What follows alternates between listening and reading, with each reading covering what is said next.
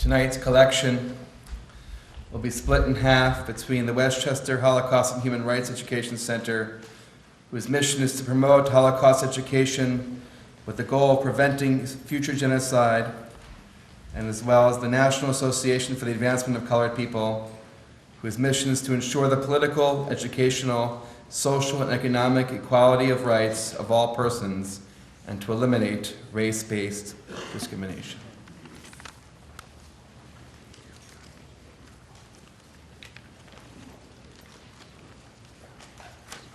My fault. Keeping a speech. My fault. I apologize. We'll pass the collection around and then we'll sing that. Tonight's keynote speaker is Judith Johnson, the interim superintendent of schools at Mount Vernon.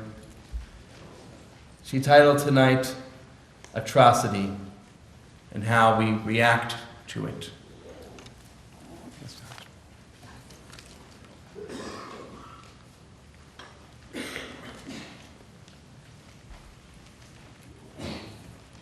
Good evening.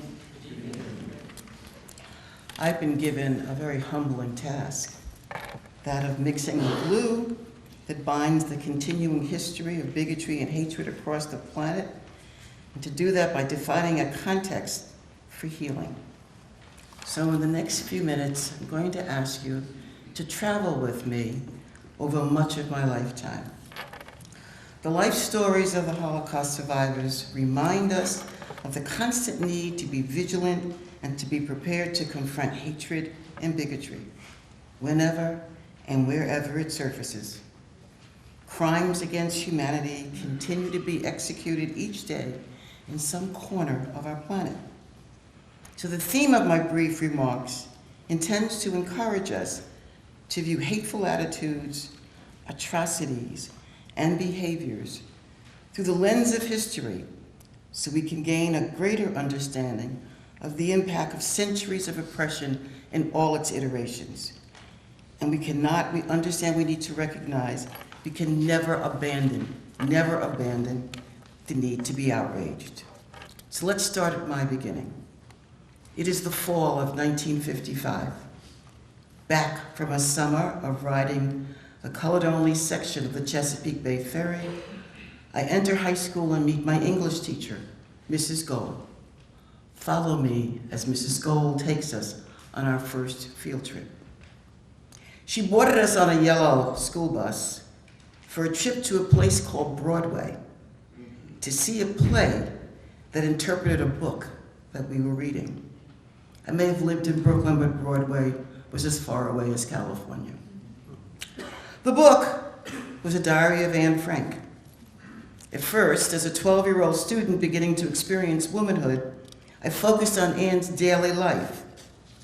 But quickly I realized she was hiding to save her life, and that condition overshadowed all else. I've probably been to Broadway 100 times since then, but I still remember the ending of that play and the profound effect it had on my life choices for the next 20 plus years. For those of you who know the play and the book, the final scene ends with Anne sitting in the attic as the footsteps of the stormtroopers enveloped the theater. I can still hear those stomps today. Just as I can still see the hoses and the dogs that are simulations of the stomps, and those were repeated during the 60s by those who would attempt to destroy my rights to drink from a water fountain of my choice. The diary is relevant, for it reminds us what can happen in this world if ethnic, racial, religious, and other forms of discrimination and hatred, instances of which occur daily around the world, are allowed to go unchecked. So Anne was my first intimate introduction to the Holocaust. At the same time, the battles for the civil rights were beginning to reach national news, and I, as a poor black kid admitted by oversight and mistake into a class of white kids who tested gifted, found myself viewed as a curiosity. You see, some scheduler had used my test scores to assign me to the class, but forgot to check my ethnicity. They explained this conundrum to my mother, and they decided to let me stay, assuming, I think, that I would quickly fail. After all, Brown versus Topeka Board of Education was making headlines. Mrs. Gold, this wonderful English teacher, was not going to let that happen. Fast forward 20 years later, in the intervening years adorned with afro and leather boots, I marched and picketed and chose to pursue a career that would focus on serving as the drum major for social justice. I moved to Rockland County, and there I met Georgine Hyde. Georgine Hyde is a Holocaust survivor. Georgine was president of the East Ramapo School Board 10 times. She served on the East Ramapo Board 36 years. She was twice president of the New York State School Boards Association. Georgine, a Holocaust survivor, is alive and lives in Pomona today. A gracious, smart, inclusive survivor, she told thousands of children her story of survival. But what one remembers most, and Georgine loved the concert, she would have really loved being here tonight. She's about 94. What one really remembers about Georgine was her commitment to ensuring that all children emerge safely out of childhood, prepared for life's challenges. Georgine and I shared laughs and tears. I was the pesty mother, pesting the Board of Education president. When I walked into the boardroom, she knew this was not going to be a quiet session. But she led the most successful, culturally diverse school district in New York State, and I would boast in the 70s, probably in the country. That's Georgine's story. Now let's fast forward once more. It is February 27th, 2014. 59 years after the production of the Diary of Anne Frank. Now to the most recent incidents of hatred, the Mount Vernon Mahopac basketball game. So the challenge I know that Rabbi Barzilai gave to me was to try to make a connection between the meanings and goals of the Holocaust, the memorial services, and today's world. Allow me to try. Breaking the cycle and claiming our humanity will require much work and effort from all of us, and it was very reassuring to listen to the young people as they talked about their reflections on their trips to the camps. When the statue honoring James Meredith, Ole Miss's first black student, was hatefully vandalized last fall, many New Yorkers probably assigned it to a place in their soul's geography called Mississippi and went about their business. Yet, students from Mount Vernon City School District, just up the road, my GPS tells me we are 5 miles apart. Were they and their families and spectators at a playoff basketball game on Thursday, February 27th at the Westchester County Center in White Plains, learned quickly that racism doesn't respect geography and is very much with us in the beauty of the Hudson Valley and the relative sophistication and influence of Westchester County. Generally experienced stereotypes that we as a society continue to allow to infect the minds and hearts of young people scary. At that time, Confederate flags were unfurled in the arena, and students went on Twitter to intimidate and harass our students. Mount Vernon students now join a long list of valiant resistors like James Meredith. Right now, they're being called upon to stand up for justice, dignity, and equal treatment. They must do this while, like the young James Meredith, not accepting the status quo of society's malignant characterization of them as young men of color, nor society's persistent and perplexing tolerance of racism in the 21st century. Wherever men and women are persecuted because of their race, religion, or political views, that place must, at that moment, become the center of the universe. Our young people see through the hypocrisy of calling events like this incidents as though they were either rare or incidental. They know that racism is a deep wound that will continue to divide and weaken not only our nation but our planet, until and unless we have the courage to reject it absolutely. Our schools, our faith-based institutions, our communities need to work to reject and dismantle racism. And the first step in doing this is to acknowledge racism. And the second step is to join hands across our communities to overcome it. So I tried to find a way in which to capture through writing the comparisons where they were appropriate. And sometimes they are, and sometimes they aren't. So at first I went to two writers, Dr. King and Elie Wiesel. I went to Dr. King for comments that could connect the atrocities of slavery and the Holocaust and the continuing aftershocks, and quickly retrieved this statement: all life is interrelated. Whatever affects one directly affects all indirectly.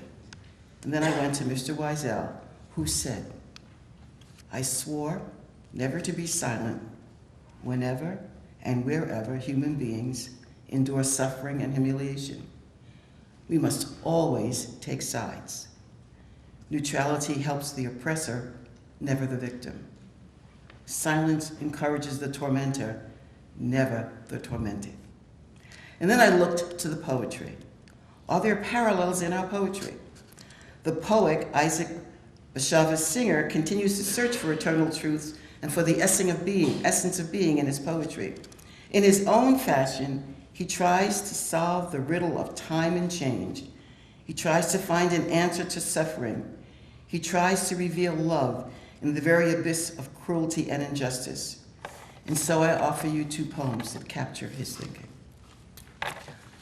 First from Maya Angelou, And Still I Rise. It's a wonderfully defiant, human, uplifting cry from the deep heart of America, which tells a story that I'm sure speaks to us all.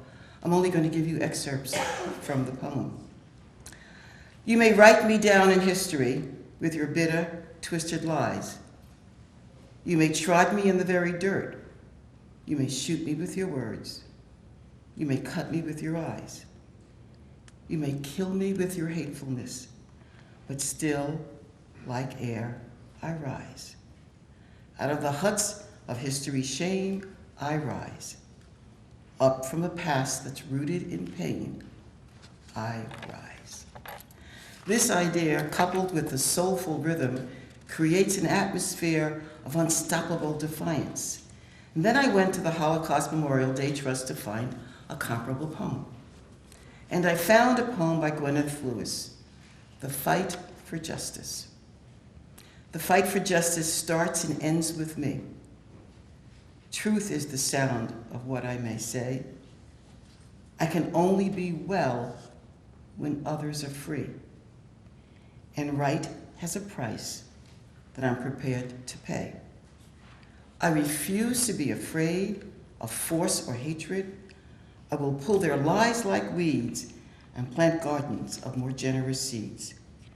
If I turn my back and walk away, who'll ask for others what I want for me? I can only be well when others are free, and right has a price I'm prepared to pay.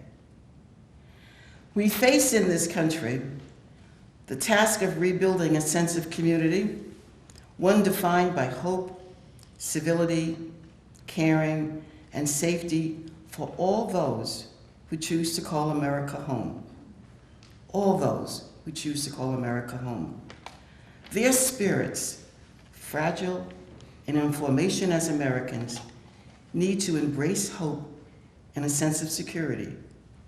They need a belief in America's fairness and in their ability to dream about and work towards a future that is not characterized by a loss of spirit, ethnic atrocities, bigotry, or racism. So the journey to eradicate hate, the journey to eradicate atrocities continues and is defined by each one of us in this room. Thank you.